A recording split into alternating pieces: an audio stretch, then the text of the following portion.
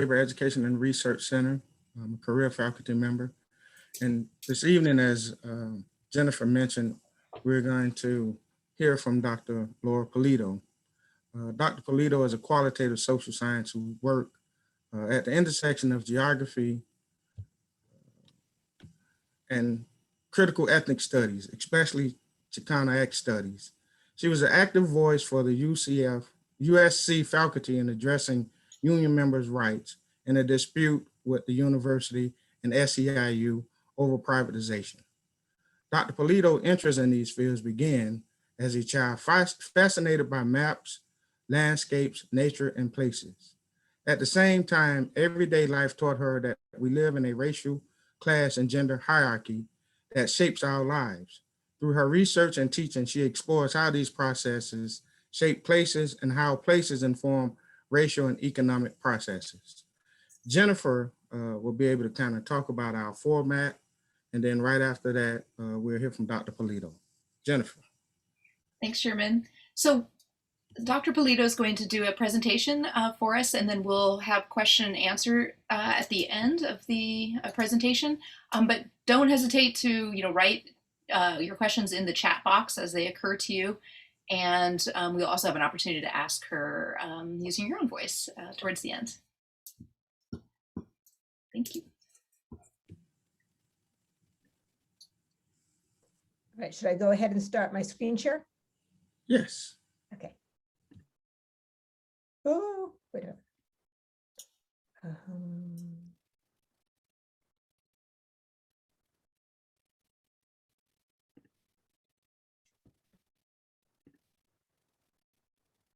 How does that look? Go to presentation view. I'm not in presentation view. Okay. Drats. It looks to me like I am.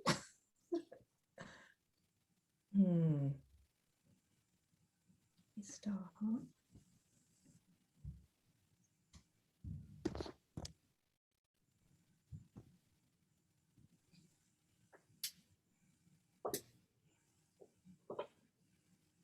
How about now? What do you see?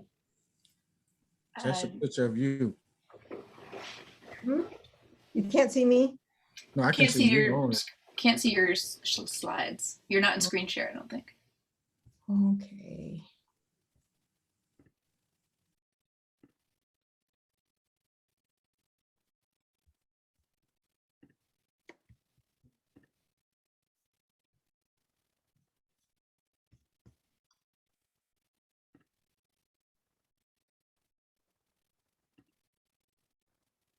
How's that?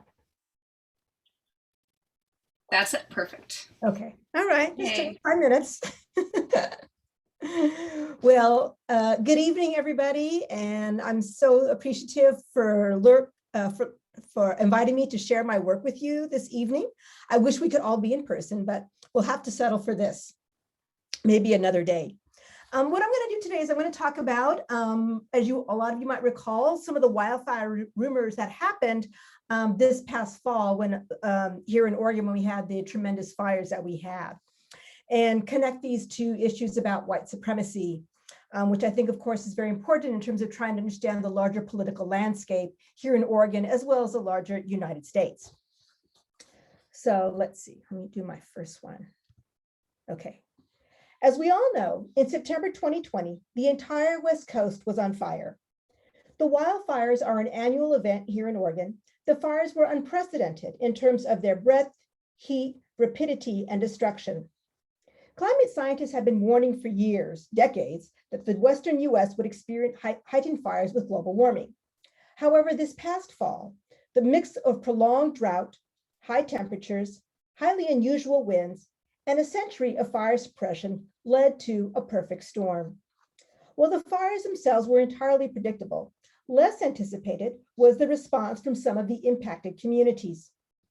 In rural Oregon, especially in communities southeast of Portland, rumors circulated that Antifa and Black Lives Matter activists were deliberately setting the fires.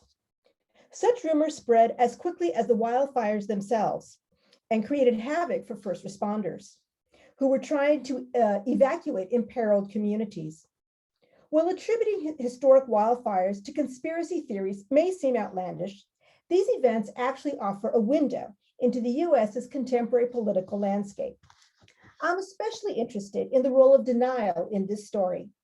The rumors embody two forms of denial: climate denial and racial denial. Although scientists provided real-time explanations for the fires, many rural residents rejected them, choosing to believe a false narrative emanating from larger anxieties regarding socialist takeovers, unpatriotic anti-racist activists, and domestic terrorism. I argue that driving these fires is a much larger denial of the US as a white supremacist country. The US has denied white supremacy for centuries. The question of the racial nature of the US was reignited by the Black Lives Matter movement. While the right opposes Black Lives Matter for many reasons, ultimately, it rejects the movement's assertion that US racism is structural. For the past 50 years, the US racial narrative has gone something like this. Yes, we once had slavery, but it ended with the Civil War. There were some problems in the South with segregation and Jim Crow, but then we had the Civil Rights Movement, and that ended that problem. There were some isolated incidents, but there's no problem with structural racism per se. While ethnic studies scholars have long argued that US racism is indeed structural, only a minority believed it prior to this past spring.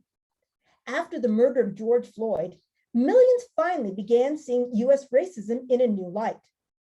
This has caused a crisis for the white nation because it challenges the nation's narrative and identity at a fundamental level. I distinguish between the nation and the white nation. The white nation is a particular imagined political community, which sees itself as the central subjects of the nation. Thus, in this moment, two crises, that of climate change and white supremacy, converged. In today's talk, I first briefly discuss denial, then examine the wildfire rumors in detail. And finally, I consider how the rumors constitute a form of climate and racial denial. Now, moving on to denial. Stanley Cohen defines denial as assertions that something did not happen, did not exist, is not true, or is not known. People typically engage in denial when the truth is too disturbing or threatening to be accepted. Norgaard and others suggest that it should be understood as a spectrum. There are many forms of denial, as well as numerous motivations for its deployment. For example, people may repress, disavow, lie, or reinterpret the truth, what are increasingly called alternative facts in a post-truth era. At one end of the spectrum is what we call organized denial. This can be seen in the 1990s when conservatives, led by the Koch brothers, organized a campaign to cultivate doubt around climate change, just as policymakers were beginning to address the problem. The right worked with conservative think tanks and foundations to generate widespread doubt among the US populace as to the accuracy and reliability of climate science. For example, they hosted events that treated the handful of scientists who denied climate change as comparable to the over 90% who did accept it as fact. Treating the two sides as equivalent was very effective, and it became the norm in the US media, thereby legitimizing doubt. This, coupled with the far right's ability to exert complete control over the Republican Party in regards to climate change, has blocked any meaningful action at the federal level. Consequently, we lost precious decades in which we could have slowed climate change, thereby mitigating the now horrific scenarios that we face. A little bit of doubt can go a very long way. Donald Trump, as both candidate and president, engaged in different forms of denial. His denial included outright lies, partial lies, the ridiculous, as well as deliberate misrepresentations of the facts. For instance, you may recall Trump calling global warming a Chinese hoax, insisting that climate always changes anyway, thereby precluding the anthropogenic nature of contemporary global warming, and using moments of intense snow and cold as evidence that the planet is warming. In terms of the West Coast wildfires, Trump blamed it on forest management practices while refusing to acknowledge global warming. Although not an organized form of denial, his denial is still extremely powerful given his status. In contrast, the denial articulated by rural Oregonians is more complex and warrants close investigation. Given the sudden onset of the fires, the denial was not premeditated, nor was it a deliberate misrepresentation of the facts. Is it okay? A deliberate misrepresentation of the facts, comparable to Trump's lies. These people actually believed that they were being targeted by outsiders, despite the fact that the entire West Coast was in flames. We know they believed it because they were willing to risk their well-being to protect their homes and communities from imagined intruders. This is a different sort of denial, one that may not be entirely conscious, but hardly emerged out of thin air. Fisher, among others, insists that climate deniers are not irrational and that we must be attentive to their worldviews and the social context which give rise to their denial. Accordingly, I argue that the wildfire rumors are rooted in the larger racial formation. In this historical moment, the rural-urban divide is one of the starkest gaps in the US. Though rural communities face many challenges and threats, white rural Oregonians have largely resisted efforts to reconsider the role of white supremacy in the US past and present. Although the current racial reckoning with the murder of George Floyd has led to acknowledgement of white supremacy and settler colonization, this has been an ongoing problem of the United States for centuries, well before 1776. I argue that denial has been fundamental to the US. The US nation has long denied its history of racial violence in order to create and justify itself. Perhaps it is one reason why Americans are considered so patriotic and insist that USA #1. We celebrate ourselves in order to avoid a deeper truth. Given our longstanding practice of denial, it should hardly be surprising that the US leads the industrial world in climate denial. Denial is central to the national culture. So let's now turn to the Oregon wildfires and see what happened. The beginning of September, you may remember, was warm and sunny in Oregon. Because of tremendous heat and high pressure east of the Cascade Mountains, as well as warm ocean temperatures, an unusual hot, dry wind began blowing into Western Oregon, creating what is called an east wind event. Such winds themselves are a mark of global warming. The hot winds, dry lightning, and parched forests quickly caught fire and burned with tremendous intensity. Many, including Trump, argued that insufficient logging had caused the fires, as there supposedly was a buildup of fuel on the forest floor. My colleague in geography, Dan Gavin, has labeled this argument the fuels narrative and has shown it is untrue, at least in the area surrounding the Holiday Farm fire, which he has investigated in great detail. He found that much of the burned land was in fact privately owned, especially by Weyerhaeuser, the largest property owner in that area, and it had been clear cut. Because private forests typically operate as tree plantations, they're characterized by clear cutting and young saplings, which burn quickly, thus enabling the fires to spread at rates that precluded effective firefighting. In contrast, the public lands, characterized by more secondary growth forests, were better able to withstand the fires. As the fires rapidly spread out of control, evacuation warnings were issued. These range from level 1, which you may recall, which put residents on alert, to level 3, which means go now. Community evacuation plans were put into action. Some residents received texts, there were news alerts, and some got a knock on the door in the middle of the night. Entire communities, such as Talent and Phoenix, were burned. Others, such as Blue River, were partially destroyed. The magnificent Mackenzie River is now surrounded by burnt forest.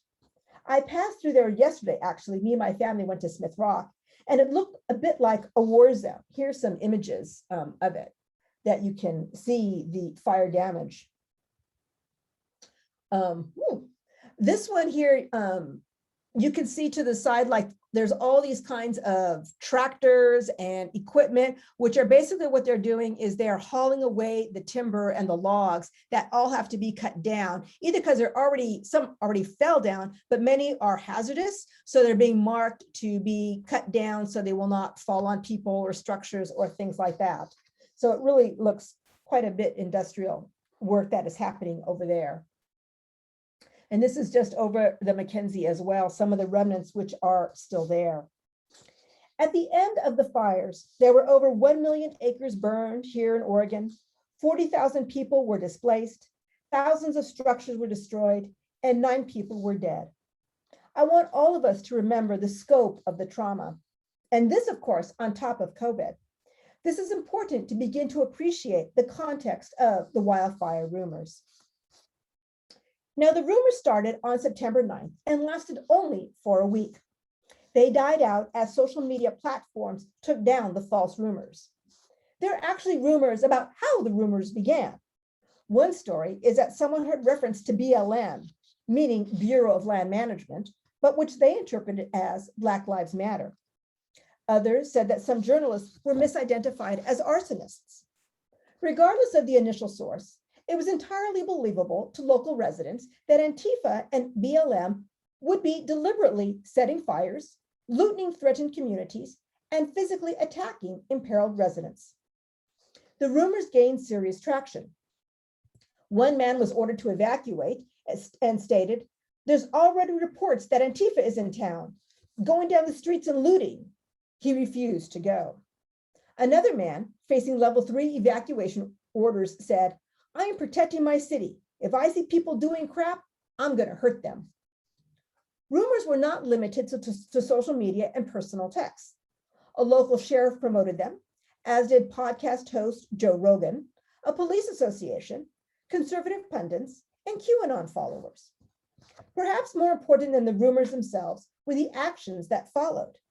Vigilantes began patrolling threatened and burned communities. They set up illegal checkpoints. Journalists were attacked.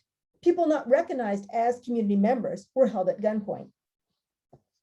The breadth and depth of the rumors impacted first responders.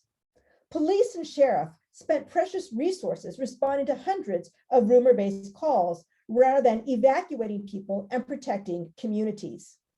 Clackamas County reported a 405% increase in calls. Here on the first one, it says, FBI Portland and local law enforcement agencies have been receiving reports that extremists are responsible for setting wildfires in Oregon. With our state and local partners, the FBI has investigated several such reports and found them to be untrue. Worse, because some residents refused to evacuate, more firefighters' lives were jeopardized.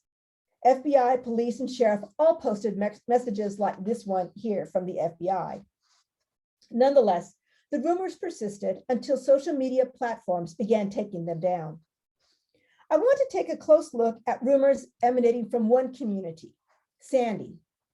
And I am indebted to Cheyenne Holiday, who collected social media data on the rumors for me. The data came from YouTube, Parler, Twitter, and Facebook, about 70% coming from Facebook. Now, Sandy, as most of you probably know, is about 30 miles southeast of Portland. It's close enough to be in the sphere of influence of Portland, but far enough to be a distinct rural community, which I think is very important to the story. Although the data is drawn from one locale, I have no reason to believe that it is exceptional. And I present this story in 4 acts about the wildfire rumors. And they are: 1, arson is not climate change; 2, Antifa BLM are the arsonist terrorists; 3, there is a cover-up conspiracy; and 4, you are in denial if you don't believe this. But first, let me review the data itself. There were 2 primary sources that I could discern. First, there were poor quality videos in which there was actually no evidence of illegal activities. Sometimes it was unclear what was happening because of poor quality, but more often there were clear images of, say, a parked car and then a nefarious narrative attached to it, like we see here. And second, and this was by far the most common, there were second and third hand accounts with 0 evidence. So for example, this is one example. I found out yesterday that my brother-in-law's friend caught someone putting a mattress in his field and pouring gasoline on it. Then our neighbor tells us her friend caught someone trying to light some taped together M100s off in her driveway. So you can see like 1, 2, 3, generations or removal of actual knowledge. So let me turn to the 4 acts. Act 1, arson is not climate change. Residents rejected the idea that the fires were linked to global warming. They were very clear that the fires were due to arson and angrily denied that this was due to any naturally occurring phenomena. This post here says, Q sent me. Let's call this what this really is. This is domestic terrorism by paid mercenaries of the Democratic Party. This is not about climate fires. This is arson. Another one. Yes, these idiots have been running around setting fires, and the mainstream media tries to attribute it to climate change. But we all know the truth. It's extremist groups, Antifa, BLM. Believe what you want, but these fires aren't just popping up out of nowhere by chance. Yes, some started from power lines being down, but this many fires at once happening this broadly is too strange. And I think this last point is important. It underscores the unbelievability of the entire situation. It was something that most of us had never experienced before, at least in this extreme degree. And it was difficult to fathom the scale and intensity. Having said that, we can also see how people preferred an interpretation that renders them as victims of the Democratic Party and Antifa and BLM. They are being targeted, and the media is trying to cover it up. Politicians and the mainstream media were protecting arsonists from blame and prosecution. Obviously, there are parallels here with the US elections that we just saw 2 months later. Contrary to all evidence, Trump and his supporters claimed the election was stolen. Once again, it's a conspiracy and they are being victimized. As can be seen, there's 3 elements in this particular instance of climate denial. First, there's an unprecedented physical experience. Second, the belief in arson builds on a long history of climate denial on the part of the Republican Party and the right. And third, there was a readily identifiable alternative explanation that aligned with national events. This brings us to Act 2. Given that the fires were supposedly due to arson, the question is, who are the arsonists? The answer is Antifa and BLM. Supposedly, they were not just starting fires, but shooting people, looting, and terrorizing rural communities, and for some, the entire US. I'm going to read just partial elements of these here. Any truth to the rumor that these fires have been set?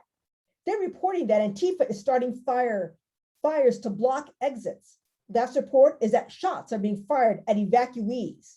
So this here is a very high level of terrorism that is being imagined. It's not just arson, but going far beyond that.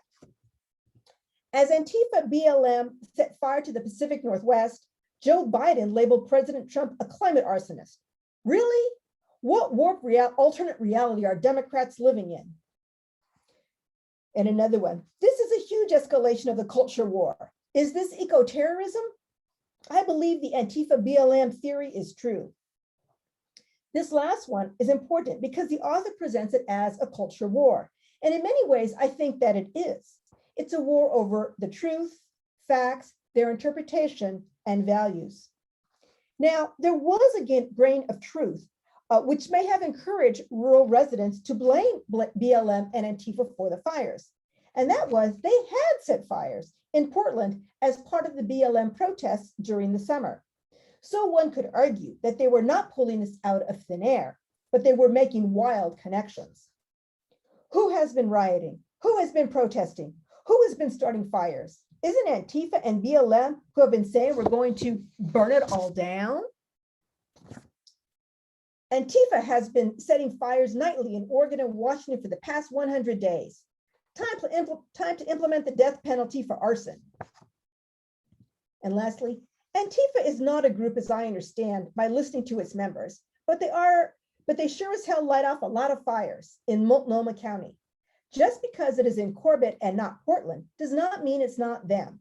It's not hard to connect the dots. So what was the evidence for arson? One man was arrested for arson in Washington state. He had been arrested at a BLM protest in 2014, 6 years earlier. So obviously he must be a member of Antifa. As can be seen, the slightest bit of evidence is seized upon and extrapolated to justify the larger narrative. This brings us to the third act. It's a conspiracy. Soon after the rumors began, law enforcement and the mainstream media began challenging them. They not only refuted their accuracy, but as the rumors grew, they told people to stop spreading them and to listen to official news channels. This gave rise to a larger conspiracy in which the Oregon government, especially Kate Brown, the Democrats, and the media were all working together. Even non-local news sources, such as the New York Times and LA Times, were reporting on this, and not always in sympathetic ways to the rural communities in question. So this, of course, reinforced the left-wing media bias. For rural residents, not only were these authoritative sources seeking to protect the arsonists, but this was further evidence that they wanted to see rural Oregon destroyed by Antifa and BLM. There was extensive commentary on Governor Kate Brown and the widespread belief that she and the Oregon state government should be tried for treason. People juxtaposed the fact that she did not go after Antifa with the COVID restrictions in place as evidence of treason. Now, I realize it sounds very convoluted, but I think the following comment illustrates the logic. Sad that these people have no idea what's really going on and want to wait after people die and their homes are burned to the ground. Waiting to do something? Oh, and let's keep law-abiding people locked down while you allow others to burn, loot, and murder in private. Like Antifa will obey curfew? Like Antifa will obey laws? Have they yet? So here, we can see how other anxieties and anger completely unrelated to the fires or even the election are manifest in the rumors. And again, we see the false victimization. This person writes here, the system protects Antifa and BLM terrorists. Imagine the narrative if even one Trump supporter or white supremacist was caught setting fires. We are on our own. Hashtag White Lives Matter. I think the phrase "we are on our own" is very telling. It indicates a deep disconnect and sense of betrayal on the part of rural residents.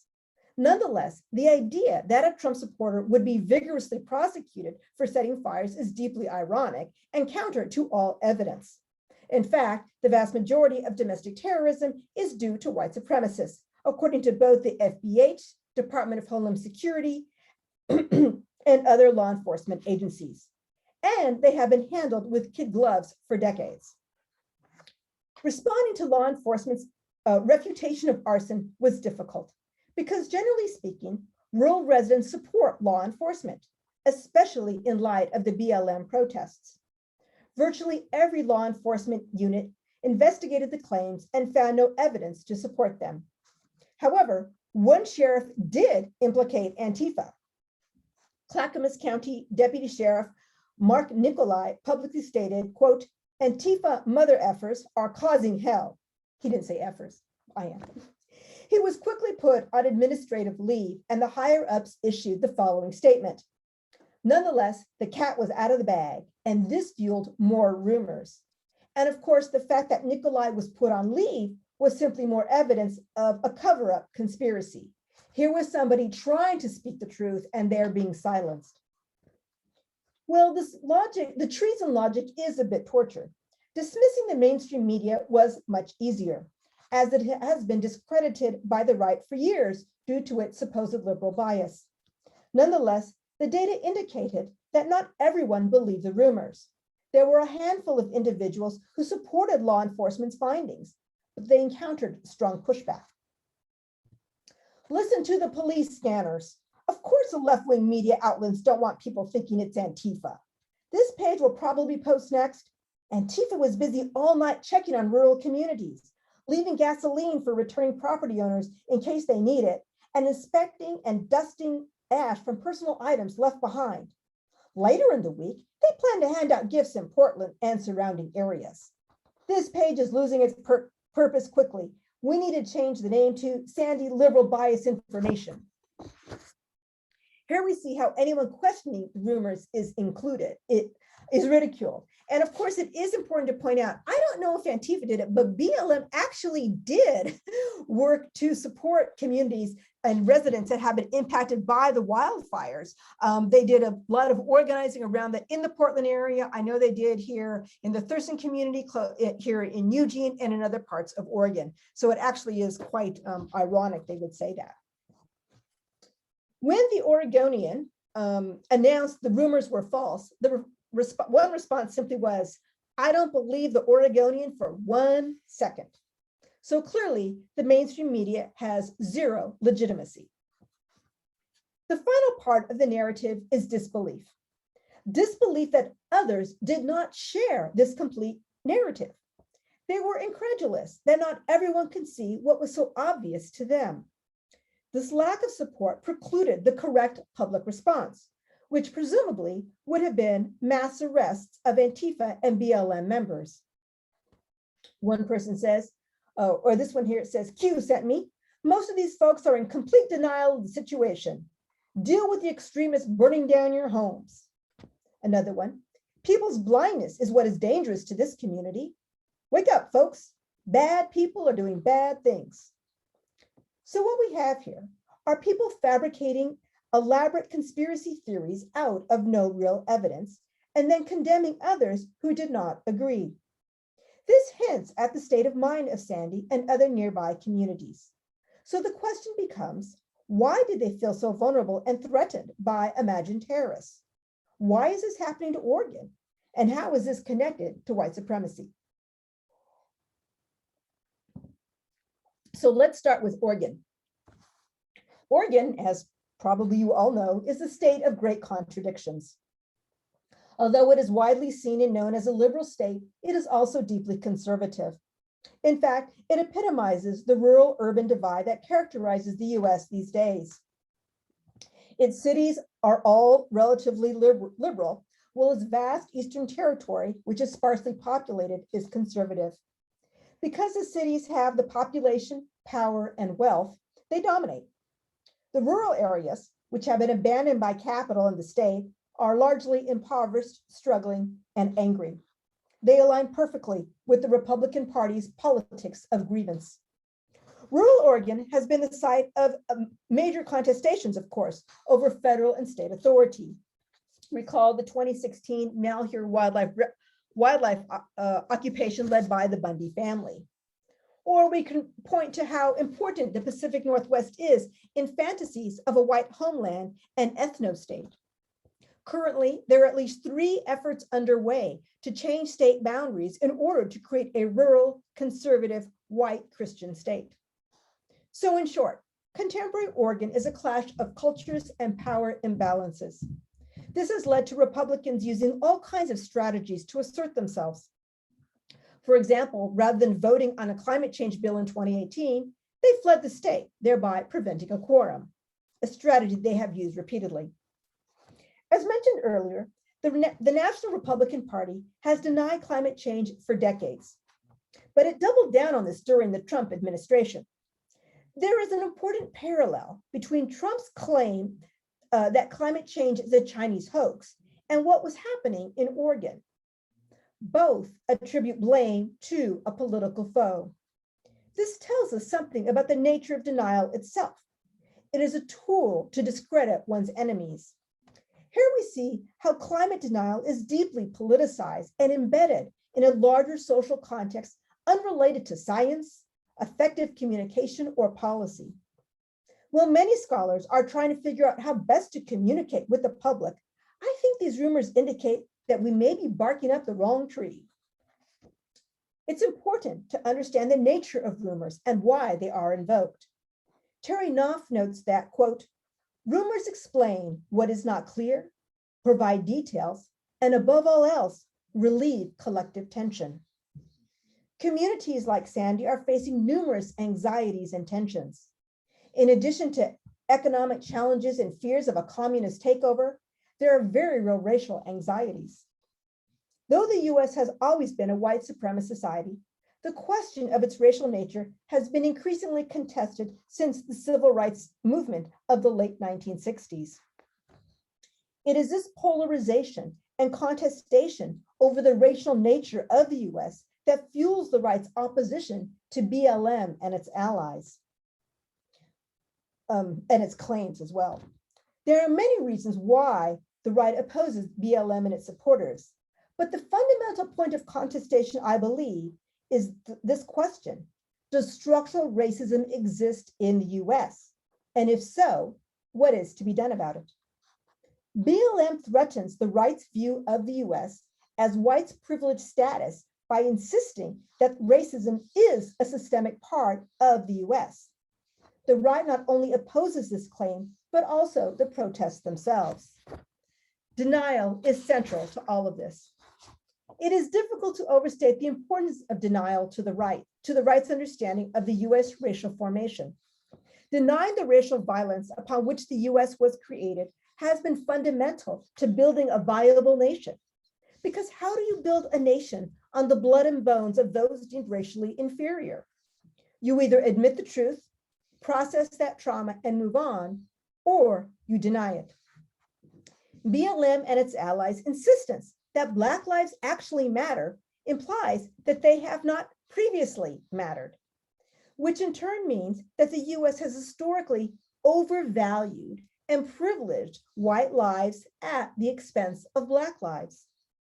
Despite a legal apparatus that has upheld white supremacy for centuries, this truth is deeply threatening because it means that the central narrative of the US, that we are a land of equality, freedom, and liberty for all, is a lie.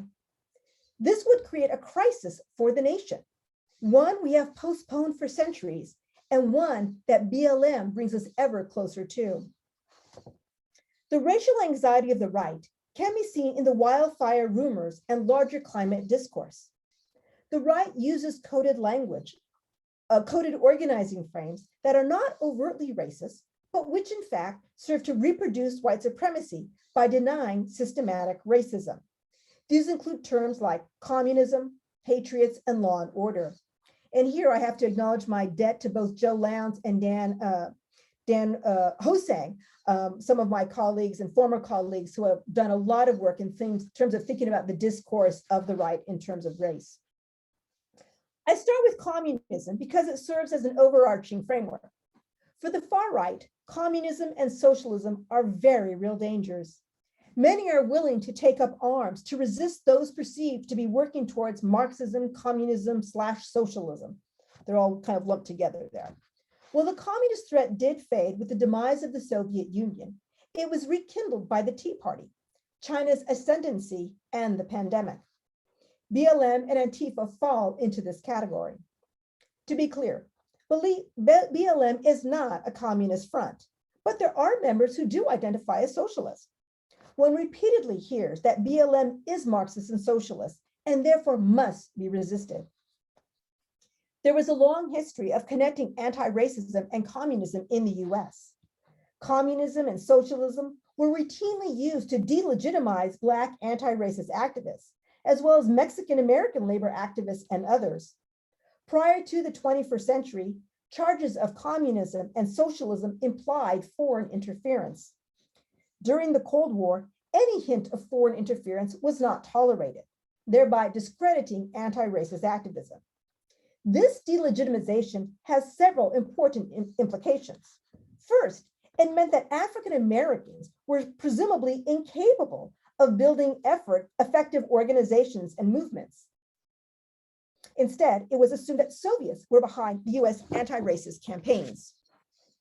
Second, dismissing anti-racism as a communist plot implies that Black, Indigenous, and people of color were satisfied with their racial status. Supposedly, they had no need or desire to seek change. Today, the right sees BLM and its allies as un-American, and it is incumbent upon true patriots to defend the US.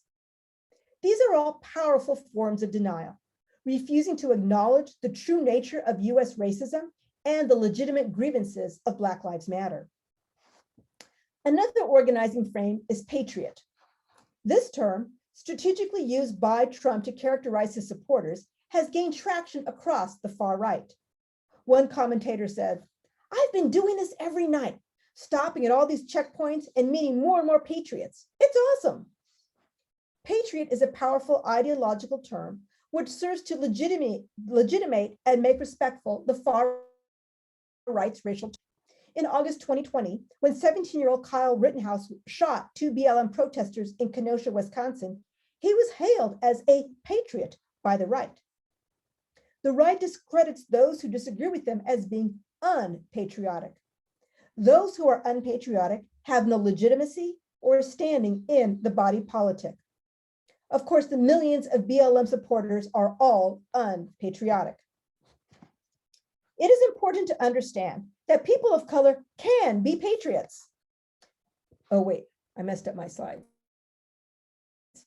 Can be patriots, but anti-racist activists cannot. In order for people of color to be patriots, they must accept the continued privileging of the white nation. And there has always been a segment of Black, Indigenous, and people of color who have chosen such politics. Patriot is a strategic and sufficiently robust term that allows a diversity of people to join the movement. Patriots oppose efforts to create racial justice, and they demonize such activists, labeling them as un-American. I guess we can call it multicultural white supremacy. The final term I consider is law and order. This phrase builds on a long history of connecting cities, crime, and people of color. As noted, Portland was the site of nightly protests, which included looting and fires. However, it is the right that has ran cars into activists, shot people, used pepper spray on protesters, and engaged in other forms of violence. The counter-protesters claim that they are needed because the mayors are not controlling the protests. As one leader said, "We're just sick and tired of all the lawlessness for 100+ days in Portland. There has to be some accountability." Nonetheless, a report from the Department of Homeland Security determined that, quote, "the white supremacist extremists will remain the most persistent and lethal threat in the homeland throughout 2021. The law and order frame is filled with contradictions. During the height of the wildfire rumors, one Facebook user posted, quote, "I'm so confused. So are we with law enforcement or no? When we hear defund the police, we are with them. But when the sheriff tells us Antifa isn't setting the fires, then they're the government and not to be believed." One reason for widespread support for law enforcement is because of its historic role in protecting whiteness, including white property, bodies, and space. The white nation knows this. This generalized support of law enforcement has led to the Back the Blue movement. Here, people are not only supporting the police, but actively resisting calls for racial justice. So, to conclude, I have tried to explain why rural Oregonians circulated rumors regarding wildfires this past fall. I have argued that the rumors constitute two forms of denial: climate denial and racial denial. While the climate denial is readily apparent, the racial denial is the anxiety and anger undergirding this historical moment for the right. In no way would I suggest that racism is the only issue fueling the far right. There are many reasons it feels it is facing existential crisis, including real economic and political concerns. But it is also true that white supremacy is one of the engines that drives the US nation. Ethnic studies scholars have long observed how white supremacy not only mitigates against labor organizing, but it negatively impacts the entire working class, including white people. The white nation is fueled by rage, and its excesses cannot be contained. Thus, it impacts many parts of our world in unanticipated ways, including climate denial. The desire to preserve a white nation, which can only occur through the reproduction of white supremacy, is a seemingly uncontrollable force. We ignore at our own peril. Thank you.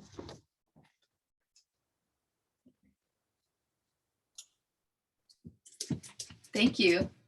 Amazing visuals in that presentation. I just love the photos you chose.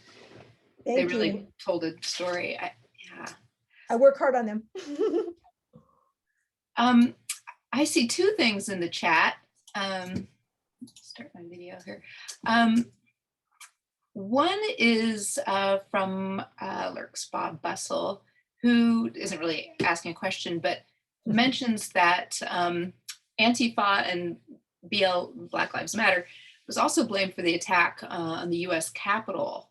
And I'm wondering how, if you can tie that in at all, or you see some of the same function. Thanks, Bob, for that comment and observation. And I was noticing the same thing too, man. It was just like, whoa, this is so powerful. So I feel like, and I've become very interested in the far right. I think it's super, really, really important to understand right now. And it's become, I think, particularly Antifa and BLM, they've become these huge boogeymen for the right that they can blame everything on. And some of it obviously is projecting like their own insurrections of the Capitol, but anything else. And so it both provides them with legitimacy. I think it helps support them, garner them new adherents and supporters. And then it gives them a target for their anger and for their violence. So I think it serves many different purposes, and they're going to keep milking this for as long as they possibly can, I think. So that was just a really stark reminder about just how powerful this is.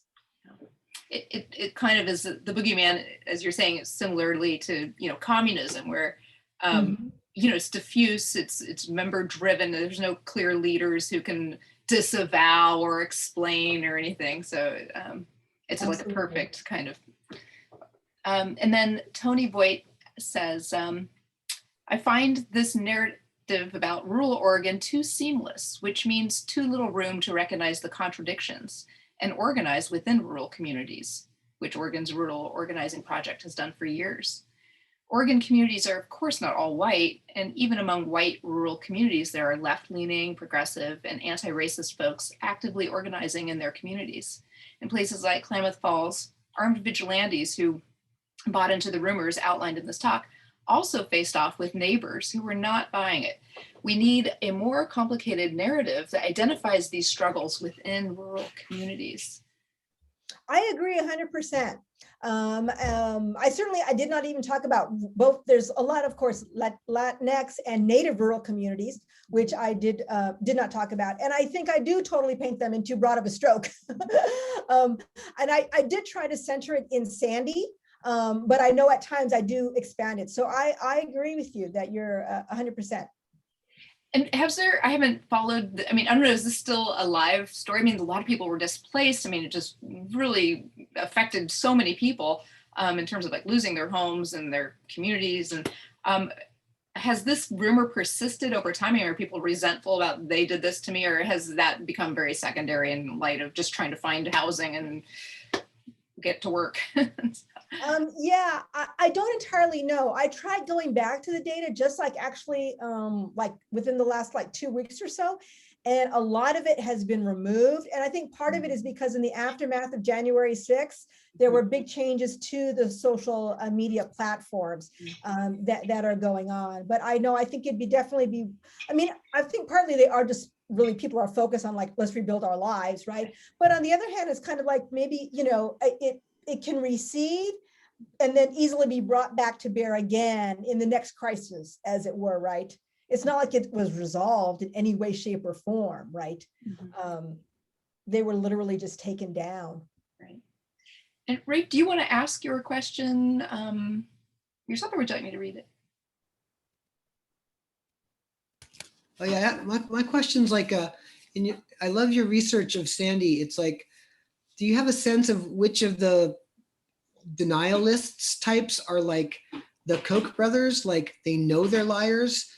And like, do you feel a sense of which are that style of denialist production agents and which are just people for whom this is logical and makes sense, and then they end up spreading? Like, is it clear, or is it just like?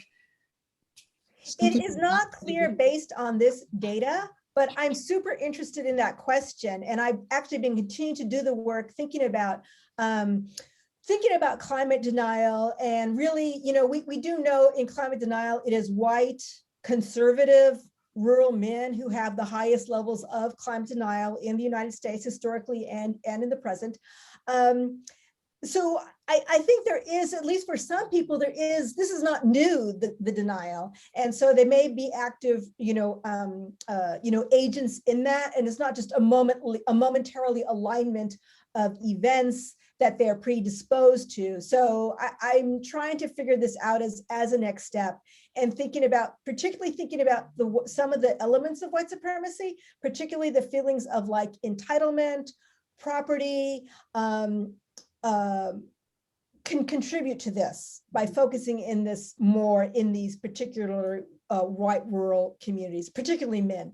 It's very clear, but I don't know enough. Maybe in a year I'll have more for you on that.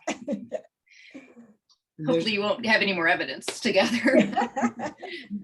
And there's like a little comment here, like social network theory, like for math people, like mathematicians know how to like take a map of a social network and find the nodes, the sources of things.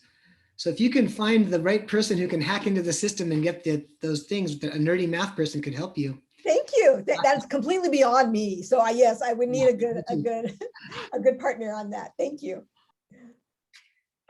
Sherman asks, how can labor educators use your framework to address race and environmental concerns to activate firefighters' critical voices related to climate change policy? Activate firefighters? Firefighters' critical voices, maybe? Sherman, you want to? Yeah, since firefighters are probably closer to the destruction of climate change, and you don't really hear them speaking out. So with your research, what suggestions would you make for labor educators to promote their involvement in this debate? I guess I would have two responses to that. First of all, I would say one of the most important things for labor educators, of course, and I'm sure you do this, but I just can't say it enough, is to get people to appreciate the fundamentality of white supremacy to the creation of the United States and all segments. So we're not talking about just bias or discrimination, but really focus on these very deep, century-long kinds of laws, cultural practices, territory, and labor structures. So that's super important to think about. I didn't talk at all about firefighters, and nor did I find, actually I did find one picture of people posing as firefighters holding up an Antifa flag, which Antifa I don't think actually has a flag. So again, it's kind of that, posturing about it. I don't know how much this is the case in Oregon, but I know in California, where I'm from, a huge percentage of the firefighters are prisoners, right? And they're people, that's like kind of one of the ways in which you can actually earn a skill, and they're paid like $1 a day and enduring these really horrendous kinds of situations. So I think thinking about the different kinds of demographics, both in terms of race, ethnicity, but also in terms of incarceration, class status, is really important to think about in terms of the firefighting population and where it's going to go. I've also heard, and I don't know how widespread this is, but in certainly parts of, I think like Southern Oregon maybe, those communities have, I believe, chosen not to impose higher taxes on themselves, so they don't have a firefighting force.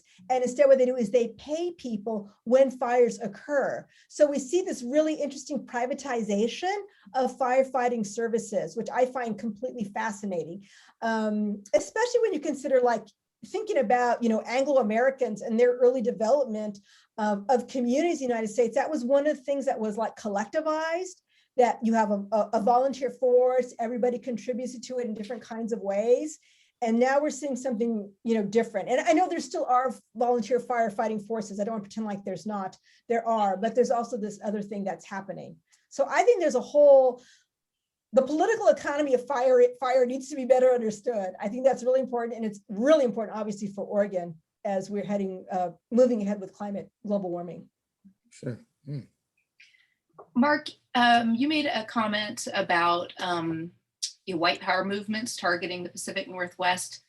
And I'm wondering if you could talk a little bit about like how that is revealed or how that happens, what the mechanics of that are that you read. So there has been, yeah, some really interesting work done. As you all, I'm sure, know that, I mean, Oregon is interesting because it doesn't become a territory until, I mean, Lewis and Clark don't show up until 1806, okay? So it's really recent in the big scheme of things. So, you know, there isn't a white presence significant really until the latter part of the 19th century, which may not seem, it may seem far away to you, but really it's not in the big scheme of things. It's very recent that they had this. So what, and then you have, of course, genocide, native displacement, and then you have laws banning Black people. And if you look really carefully, of course, at that discourse and the legal debates about whether to include Black people or not, it's very clear it was we don't want any Black people, right? We don't want to deal with them, even if they are slaves. So what this does, it very early on creates a very white population. And then there are people that are invested for a variety of reasons, not just racism, but also like, this is my land and stay away. I don't want any threats to my land, you know, from Native peoples. So there's a real incentive to maintain a white population. And long ago, even people like from Southern California, where a lot of like the Aryan race and other groups come from, they looked to the Pacific Northwest and thought, God, it's so white there, man. This is like our go-to location.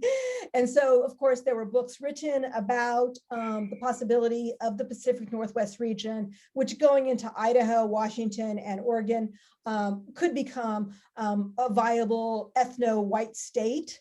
And still other groups, they may not want to be an ethno state itself, but in fact that they're very, it's a wonderful fertile ground to organize and which they can create quite a political space for themselves. You know, if you think about like out in Eastern Oregon, there are militias out there practicing, drilling, you know, doing what they do. I mean, which is just kind of like hard to imagine. It's only a limited set of places you could imagine it happening, right? Maybe Michigan being another one, but this one would be also in that regard.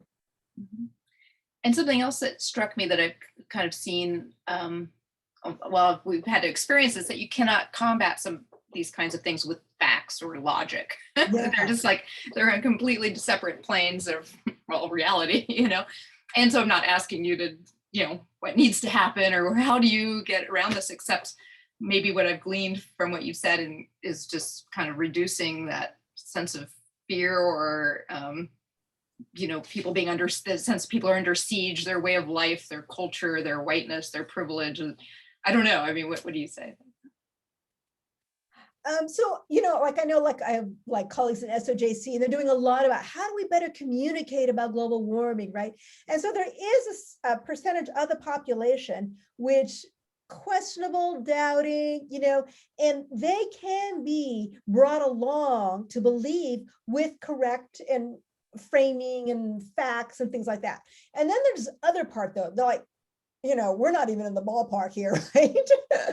Right, which is super beyond that. So I think, I mean, there's at least two things to think about. And so one of them is like, when it at least comes to climate, how do we silence that voice or defang the power and influence that that percentage of the population has? Because this is like, it is not in, you know, it's not dealing with facts in any way. And they are driven, I don't think they're, you know, their primary concern probably is not climate denial, but it's a larger context of climate denial. You know, Naomi Klein talks about this, is what does this mean if there is climate denial? You know, it's a question, or my whole way of life, my whole belief system, like especially like in free markets, becomes challenged, right? So that's a different set of issues. But the larger one I really think is the United States has to deal with white supremacy, you know, and I don't know how that is going to shape out. You know, it could be we are just headed for some kind of civil war. It could be some kind of prolonged low intensity conflict. It could be, you know, the rest of us mobilize together and say, no, you know, we want to go in an opposite direction. So these are really political battles that need to be played out more than anything. Yeah, thank you. Does anyone have any questions for Laura?